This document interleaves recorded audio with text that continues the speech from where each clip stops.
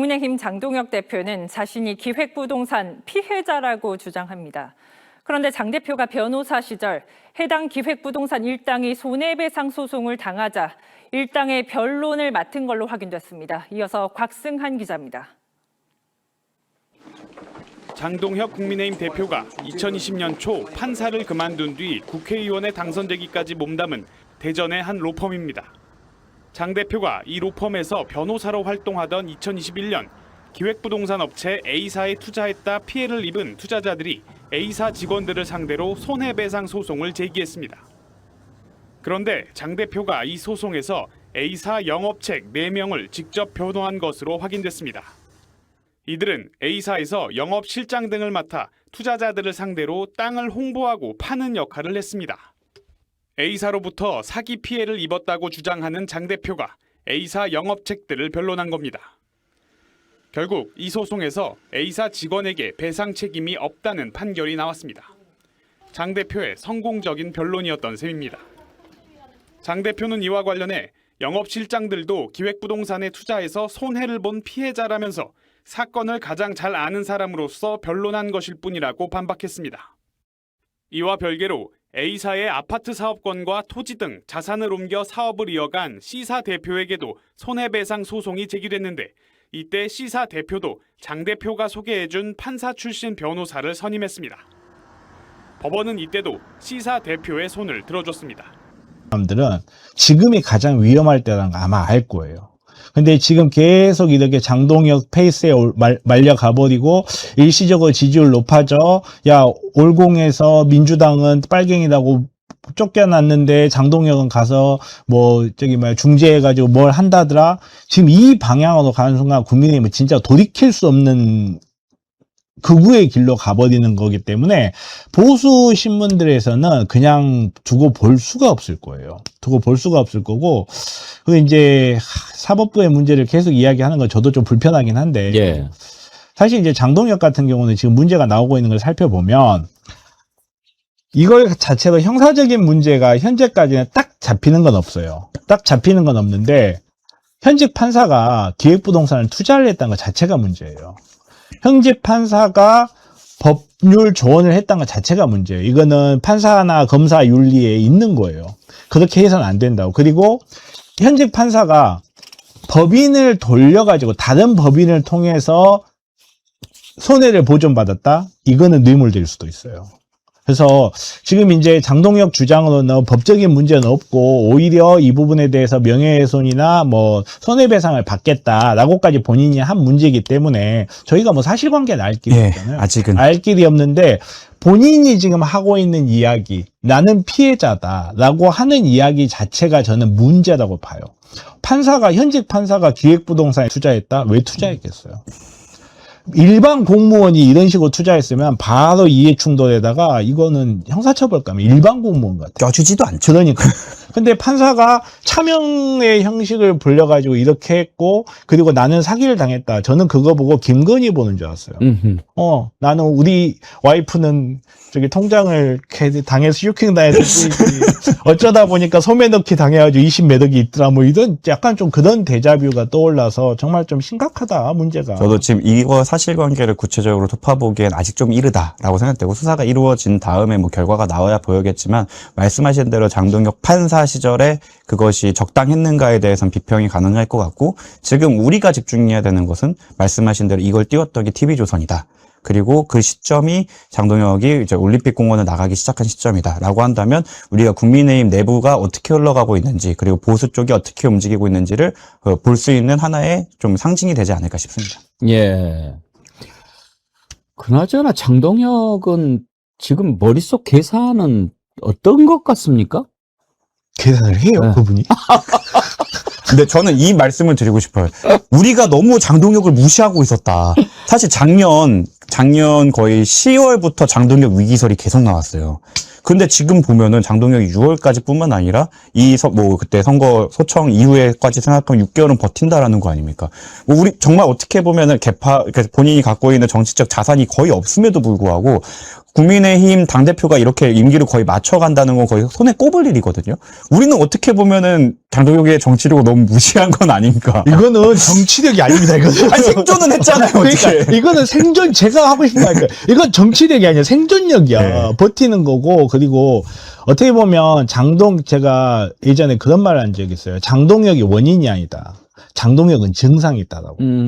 국민의힘이라는 당이 저 모양 저 꼴이 돼버렸기 때문에 장동혁 같은 자가 대표가 될 수 있는 거고, 그런 자가 대표가 됐기 때문에 책임을 지지 않고 그 자리에 계속 버티고 있는 거예요. 장동혁이 물러나면 국민의힘의 문제가 해결되는 결코 그렇지 않습니다. 그런 부분에서 지금 국민의힘 내부에서는 어쩌면 자기네들이 이렇게 해가지고 장동혁을 물러나게 하면 일시적으로 본인들 지지율은 더 올라갈 수 있어요. 그리고 그 과정에서 몇몇 정치인들은 정치적 반사 이익을 볼 수도 있어요. 근데 국민의힘이 지금 국민의힘인 것은 장동혁이 원인이 아니에요. 맞아요. 국민의힘이 저렇게 돼버렸기 장동혁이 나타난 거거든요. 그래서 해결이 안 돼요, 여기는. 저는 국민의힘 이제 장동혁을 제가 이제 진단반 장동혁을 무조건 지켜야 된다 이렇게 이야기를 하는데 진단반이면 진단반. 장동혁을 무조건 지켜야 된다 이야기를 하는데 저는 정말로 그렇게 생각해요. 장동혁이 있는 게 국민의힘한테 더 나을 수도 있습니다. 이게 막 계속 보도가 나오는 거 보니까 그것도 조금 시기가 좀 묘하긴 합니다만 이게 어떤 거냐면 장동혁 대표가 판사 시절에 그 가족들이 약 10억 원 정도의 이제 장동혁 대표 지역구 근처에 있는 서산 땅 쪽에다가 약 700제곱미터 정도를 투자를 해요. 10억 정도를. 근데 당시에 그 기획부동산 업체 A가 있습니다. A. 네. 근데 여기가 사기를 친 거예요, 사실상. 투자자들 상대로 사기를 쳤는데 사기를 치니까 이제 투자했던 분들이 돈을 다 날렸겠죠, 투자금을. 그래서 장동혁 대표도 약 10억가량 이제 날라간 상황이 됐어요. 그런데 이 기획부동산이 이제 교묘하게 이제 편법을 이용해서 기획부동산 C를 또 만듭니다. 네. 그런데 그 과정에서 장동혁 그 대표가 법조인이잖아요. 법적인 조력을 많이 해줍니다. 이래저래 여러 가지로. 법적인 조력을 C를 기획하고 만드는데 조력을 해주는데 희한하게 장동혁 대표 가족만 대토로 보상을 받습니다. 잃어버린 10억 원을. 자기한테 사기를 친 사람들한테 예, 한테 도움을 주고 6억 정도를 그러니까 토지를 대신 보상을 받아요. 6억 정도를. 근데 나머지 투자자들은 한 푼도 못 받았거든요. 그 전문 용어로 양아치라고 하는 범죄인데요. 와. 그 사건입니다. 오, 황당하네. 정말요? 네. 오. 그래서 저희가 연초에 고발했거든요. 2건을. 네네. 근데 이제 TV조선에서 이제와 저게 막 불거진 거 보니까 제가 좀 희한하다고 그러고. 희한하다. TV조선 단독 보도가 아니네. 네, 저희가 고발했어요. 뉴탐사에도 보도를 했고 또 직접 고발도 민생경제에서도 했잖아요. 예, 하고 저희가 기자회견도 했거든요. 그때는 주목을 하나도 못 받았었어요. 저게 수사는 저 사진이네요. 예. 안진걸 소장, 백승. 저건 이제 저건 어제 이제 이거 백은용 관련해서. 대표하고 네. 국회에서 이제 그 국토위 소속 의원들하고 맞아요. 백은용 대표 이렇게 나오셔서 이제 예, 저건 어제 한 거고. 저희가 1월인가?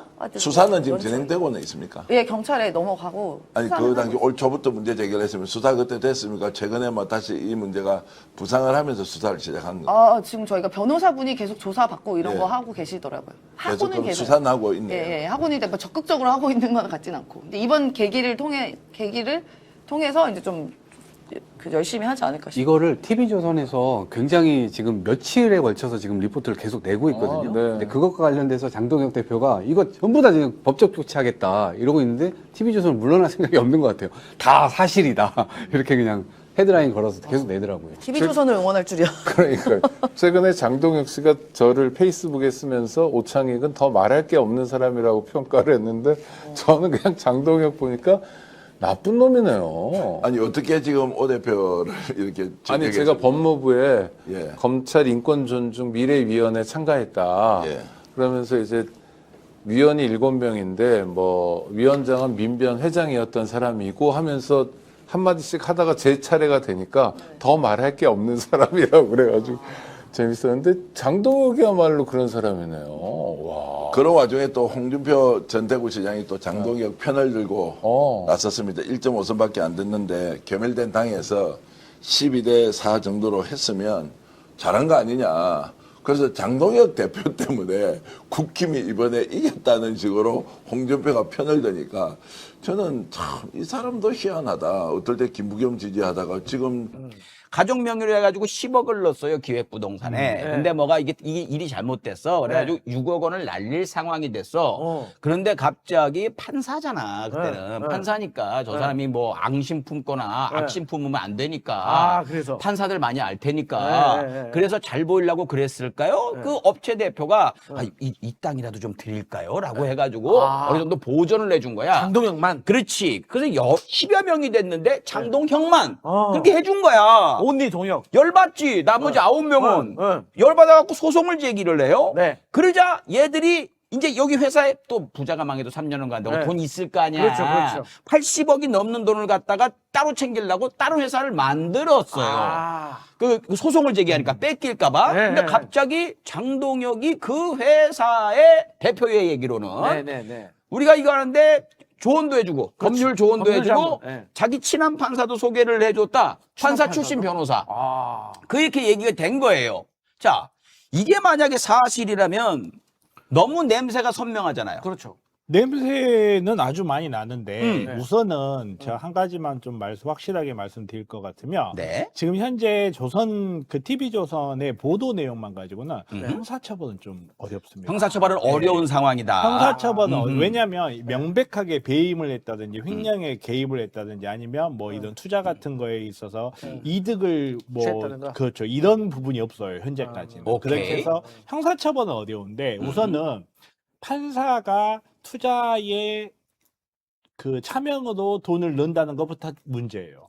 그리고 판사가 원래 판사하고 검사는 윤리강령에 본인이 맞는 사건 이외에 법률 자문 아예 못하게 돼 있어요. 아, 판사 출신. 예, 판사들은 판사 검사들도 마찬가지예요. 오호, 현직이시니까. 그 아예 못하게 돼 있고 이 점도 문제고. 네. 예를 들어서 제3의 회사를 통해 가지고 자기가 부동산을 취득하는 과정에 있었다. 이 부분은 실제로 형사적인 문제가 될 수 있는 부분이 조금 있어요. 오케이. 왜냐하면 지금 새로 설립된 법인이잖아요. 새로 설립된 법인은 장동혁한테 땅을 줘야 돼 아무런 이해관계가 없는 거예요. 네. 그럼에도 불구하고 땅을 줬다. 이거는 만약에 장동혁한테 땅을 준 게 맞다면 이거는 뇌물로 보여질 수도 있어요. 그렇지. 네, 뇌물로 이 보여줄 수도 부분에서는. 있지. 그렇죠. 네. 그리고 충분히 회사 입장에서는 배임이 될 수 있고 그리고 이 과정에서 법적 자문까지 해줬다면 배임이라는 사실을 알면서 이걸 취득했을 가능성도 있거든요. 그렇지. 그리고 만약에 여기에다가 소송을 건다면 채권자 취소권이라는 게 있습니다. 채권자 뭐? 취소권이라고 그래가지고 취소권? 채권자가 취소해버린다는 거예요. 오. 이 제3의 땅을 장동혁한테 준 이 행위를 채권자들이 취소시켜버릴 수가 있어요. 채권자들이 취소시킬 수가 예, 있다. 취소시킬 수 있으니까 연락 주시면 제가. 아, 다른 사람들, 그냥 생으로 다 날려먹은 사람들이. 그렇죠. 그러니까 이게 굉장히 이기적이고 나쁜 거예요, 사실이면. 아니 근데 지금 장동혁이가 판사 재직 시에 이랬다는 거. 그렇죠. 야, 이건 진짜 잘못된 거 아니니까 뭐 복잡하게 생각할 것도 없이 현직 판사가 그래 뭐 기획부동산에 투자하는 것도 사실 지적받을 수도 그것도 있잖아요. 문제. 도덕적으로 사실. 하지만 뭐 그런다 칩시다. 그런데 판사가 변호사를 소개시켜줘? 그것도 아니 윤석열이 변호사 소개시켜줘갖고 어떻게 됐어요? 그렇지, 그걸로 걸려있지. 예, 근데 판사가 그 행위를 했다. 요것도 문제고. 근데 이게 형사법적으로 처벌이 가능하냐? 이건 조금 별개의 문제거든요. 감옥을 가냐 안 가냐는 그렇죠. 잘 그건 좀 별개의 모르겠다. 문제인데 다만 비법인으로부터 부동산을 증여받았는지 뭐 어떤 방식으로 받았고 이 부분은 네. 보기에 따라서는 이렇게 횡령 행위, 배임 행위에 가담한 거거나 아니면 뇌물로 평가받을 수 그럴 수가 있다. 있겠네. 오케이. 아, 장동혁이 이재명 대통령 폄하하면서 립 서비스 한다면 그러더니 본인은 아주 극진한 서비스를 받으신 것 같은데 그러면서 TV조선에 변명한 게 뭐냐면 나 모르고 그냥 준다고 그러길래 막 그래서 했다. 나 거기 집 짓고 살라고 했다. 그 당시에 집이 이미 6채가 있는 상황이었었거든요. 거기서 또 땅을 사갖고 집을 지으려고 뭐 징기스칸입니까? 뭔 이렇게 집 땅 욕심이 많은지 여기저기. 진짜 탐욕이 어마어마한 것 같다. 여기서 우리가 짚어봐야 되는 건 한편이란 말이야. 한편이었고 TV조선이 이걸 보도를 했어요. 네. 그 의도는 뭐라고 보십니까? 동혁이 너 안 되겠다. 그렇죠. 이제 이별할 시간이 다가왔네. 그렇지. 뭐 그거죠. 때문에?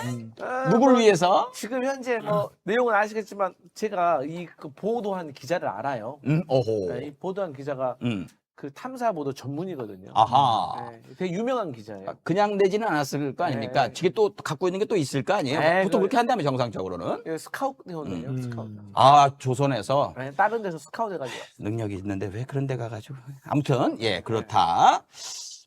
이거는 뭐, 오래됐잖아요. 조중동이 한동훈을 밀기 시작한 지가 굉장히 오래됐기 때문에 지금 또 빨리 들어와가지고 당권까지 잡았으면 하는 그 생각이 큰데 장동혁이 자꾸 걸림돌이 되어 있으니 어떻게든 쳐내기 위해서 기획보도가 들어간 것이 아니냐. 왜냐? 이거 작년 말부터 저거 있었던 얘기예요. 네. 수사가 진행 중인 거예요. 아하. 이걸 갖다가 요만한 거 하나 더 붙여가지고 이렇게 2개 기사를 연속으로 냈거든요. 딱 정리. 그리고 장동혁의 핑계에서 윤석열의 향기가 나. 윤석열 그랬잖아. 뭐. 우리가 오히려 손해를 봤다. 좀 10원짜리 하나. 그렇죠. 아. 약간 이 향기가 진하게 다 나가지고 약간 거짓말이었죠. 법조인 핑계의 정석 같은 건가? 왜 네. 나는 몰랐나 이런 생각이 좀 들어요. 그렇습니다. 자, 이에 대해서 네. 장동혁 항상 하는 거 있죠. 전가의 보도,